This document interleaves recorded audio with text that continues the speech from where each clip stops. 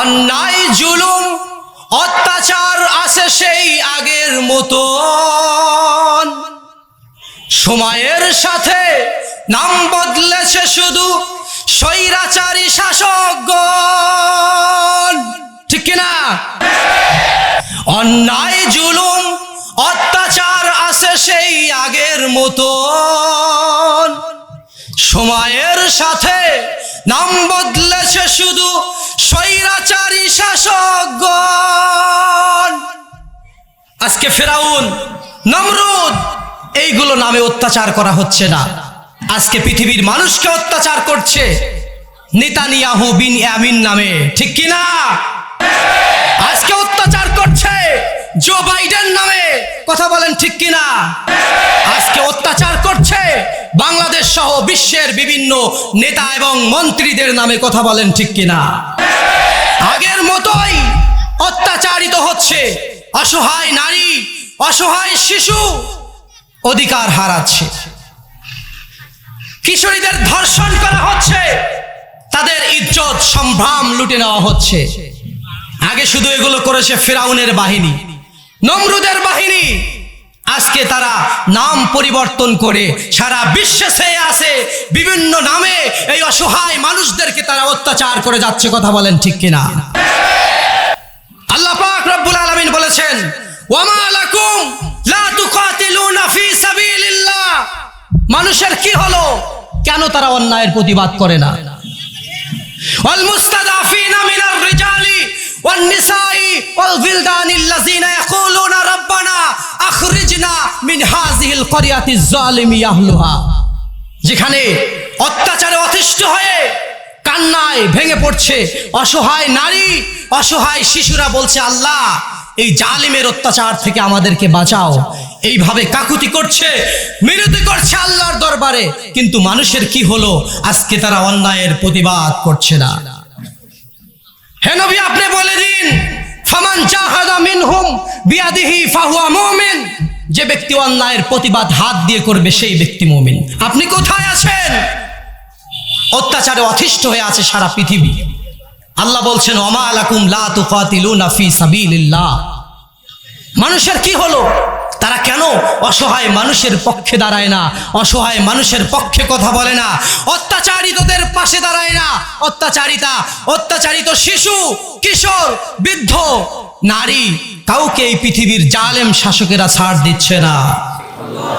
আল্লাহ পাক রব্বুল আলামিন বলেছেন, কোন শয়তান, কোন স্বৈরাচারী বাদশা যদি অন্যায়ভাবে কোনো দেশের ক্ষমতায় যায়, সেই দেশের শাসকেরা 2 দফা কাজ করে। জোরে বলেন, কয় দফা? 2 দফা কাজ করে তারা। আল্লাহ পাক রব্বুল আলামিন বলেছেন, ইন্নাল মুলুকা ইযা দাখালু ক্বরিয়াতান আফসাদুহা ওয়া জাআলু ইজ্জাতা আহলিহা আযিল্লা, যখন কোনো স্বৈরাচারী বাদশা কোনো দেশের ক্ষমতা দখল করে, তখন তারা 2 দফা কাজ করে। 1 নাম্বার, জমিনে ফিতনা ফাসাদের সৃষ্টি করে, আর 2 নাম্বার, ওয়াজআলু ইজ্জাতা আহলিহা আযিল্লা, সেই দেশের সম্মানিত মানুষগুলোকে ধরে ধরে তারা অসম্মান করে, বেইজ্জত করে, তাদেরকে দিয়ে জেল পরিপূর্ণ করে ফেলে। বাংলার জমিনে এই অবস্থা আজকে আছে না নাই? আজকে পৃথিবীটা ছেয়ে গেছে অন্যায়, অত্যাচার, জুলুম এইগুলো দিয়ে।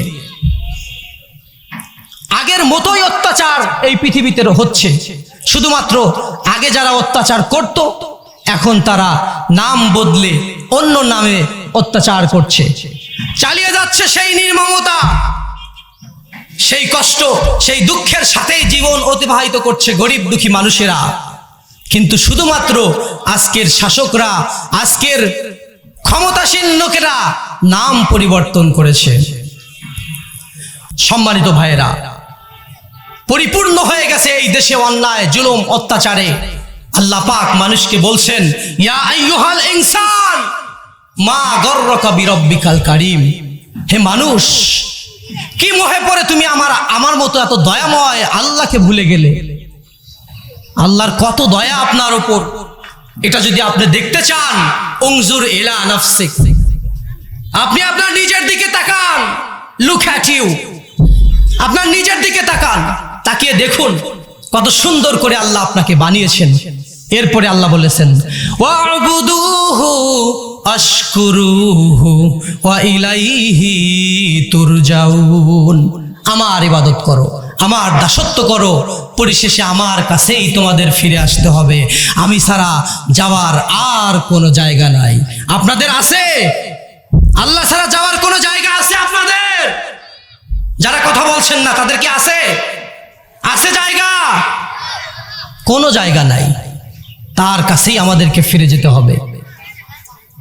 এই জমিনে যিনি আমাদেরকে পাঠালেন, এই জমিন থেকে তিনি আমাদের নিশ্চিহ্ন করে দেবেন, আবার তার কাছেই আমাদেরকে ফিরে যেতে হবে। এই জন্য এই দুনিয়াতে ভালো যদি বাঁচতে হয়, একজনকেই বাঁচতে হবে, তিনি আমাদের রব। আপনি যখন রবের নাফরমানিতে লিপ্ত আছেন, তখন আপনার রব আপনাকে ভালোবাসেন। বিশ্বাস করুন, বিশ্বাস করুন। আল্লাহি, আল্লাহর কসম করে বলছি, আল্লাহর এই বিশাল আকাশ, এই বিশাল জমিন, এই জমিনে বিচারণশীল হাজার হাজার লক্ষ লক্ষ কোটি কোটি প্রাণী, এই সব কিছু ধ্বংস হয়ে যাবে। কুল্লুমান আলাইহা ফান, এই সব কিছু চলে যাবে, নিচ্ছিন্ন হয়ে যাবে। শুধুমাত্র একজন ব্যতীত, তিনি হচ্ছে আপনার রব। আপনি সকালবেলা আপনার রব আপনাকে পেট ভরে খাওয়ালেন, আপনি বাহিরে চলে গেলেন, দিনের মধ্যে 4 বার আপনাকে নামাজের জন্য ডাকা হলো। ফজর গেল, জোহর, আসর, মাগরিব, ঈশা, আল্লাহ পাক বললেন নামাজে আসো, আপনি আসলেন না। আবার যখন আপনি বাসায় ফিরে গেলেন রাত্রিবেলায়, তখন আপনার রিজিকের ব্যবস্থা করলেন কে? আল্লাহ পাক করলেন। আল্লাহ রাগ করে আপনার রিজিক বন্ধ করে দিলেন না। আপনি সকালবেলা তার দেওয়া খাবার খেয়ে রাস্তায় বের হলেন, সারাদিন তার নাফরমানি করলেন, সন্ধ্যাবেলায় তিনি আবার আপনাদের খাওয়ালেন। দুনিয়ার কোনো মানুষ হলে আপনি যদি একজনের কথা অমান্য করেন, পরের দিন তার বাড়ির কাছ দিয়ে হাঁটতে পারবেন না। আল্লাহর কত দয়া! আপনি যখন জিনা করছেন, তখনও আপনার অক্সিজেনের প্রয়োজন হয়, আপনাকে আল্লাহ তখনও অক্সিজেন দেয়। সুবহানাল্লাহ, আল্লাহু আকবার। আপনি যখন চুরি করছেন, তখন আল্লাহ আপনাকে অক্সিজেন দেয়। আপনাকে আল্লাহ সার্বক্ষণিক দেখছেন আপনি কি করছেন, তারপরেও আল্লাহ আপনাকে খাওয়াচ্ছেন। এই জন্য ভাইয়েরা আমার, আল্লাহ পাকের দাওয়াত, কোরআনুল কারীমের দাওয়াত, নামাজ পড়ুন, নামাজকে ত্যাগ করবেন না। আপনি চোর, তাও নামাজ পড়ুন। চুরি করছেন, তাও নামাজ পড়ুন। ডাকাতি করছেন, তাও নামাজ পড়ুন। আপনি জিনা করেন, তাও নামাজ পড়ুন। আপনি যাই করেন না কেন, নামাজ পড়ুন। কারণ ইন্নাস সালাতা তানহা আনিল ফাহশাই ওয়াল মুনকার, এই নামাজ আপনাকে খারাপ কাজ থেকে একসময় বাঁচিয়ে দিবে। এই নামাজ আপনাকে গুনাহের কাজ থেকে একসময় বাঁচিয়ে দিবে। সার্বক্ষণিক তিনি আপনাকে দেখছেন আপনি কি করছেন। আল্লাহ কোরআনুল কারীমে বলে দিয়েছেন, ইয়া ওয়াইলাতা লাইতানি লাম আত্তাখিজ ফুলানান খলিলা। সেদিন মানুষকে আফসোস করতে হবে আর বলতে হবে, হায় হায়, অমকের কথা যদি না শুনতাম। আজকে যে ডাক দিচ্ছে তার পিছনেই আপনারা চলে যাচ্ছেন। কোন দল করছেন, কোন মতের উপর আপনি টিকে আছেন, কোন মতের আদর্শকে আপনি জীবনের আদর্শ হিসাবে গ্রহণ করেছেন, এই কথা আপনি আজকে বুঝতে পারছেন না, কিন্তু কিয়ামতের দিন এই কথা আপনি বুঝতে পারবেন। সেদিন আফসোস করবে মানুষ, ইয়া ওয়াইলাতা লাইতানি লাম আত্তাখিজ ফুলানান খলিলা। হে মানুষ, আজকে আফসোস করে আর কোনো লাভ হবে না। যতই আফসোস করেন আর কোনো লাভ নাই। খাসারাত দুনিয়া ওয়াল আখিরা, দুনিয়াও শেষ, দিনও শেষ। আর এই দুনিয়াটা তো বিলাসিতার জায়গা নয়, বিলাসিতার জায়গা হলো জান্নাত। বিলাসিতার জায়গা কি? এই দুনিয়ার সময় শেষ হয়ে যাবে।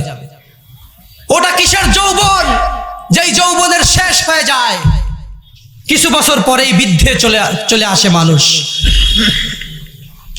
ওটা কিসের সুখ, যেই সুখের শেষ হয়ে যায়। আল্লাহ যখন জান্নাতে দিবেন, তখন মানুষকে যে যুবক হিসাবে বানাবেন, আর ওই যুবক হিসাবেই মানুষ থাকবে।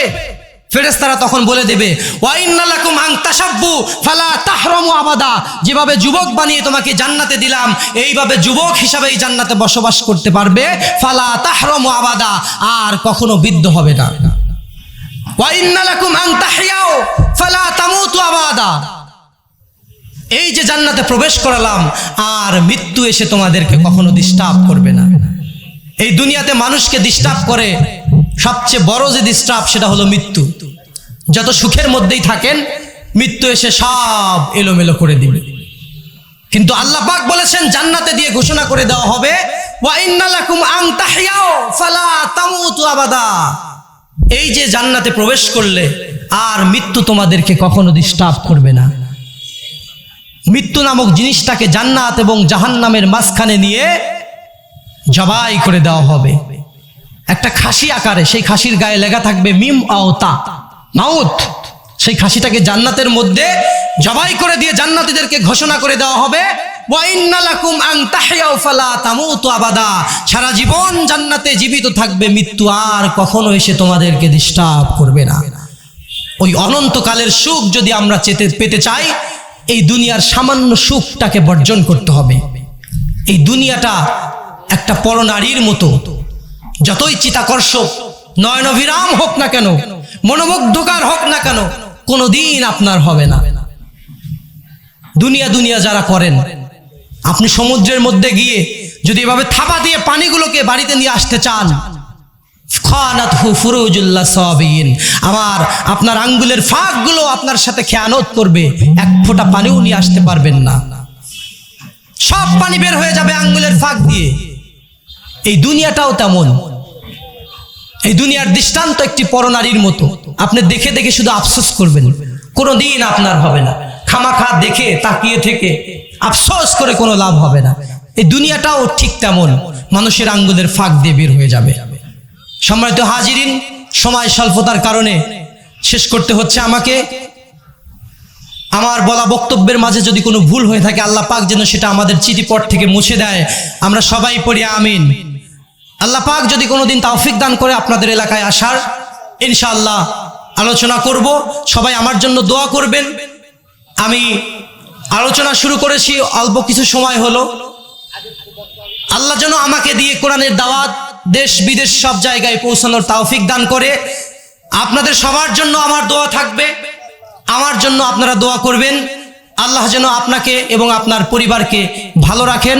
আমা তৌফিক ইল্লা বিল্লাহ, আলাইহি তাওয়াক্কালতু ওয়া ইলাইহি উনীব। আসসালামু আলাইকুম ওয়া রাহমাতুল্লাহ।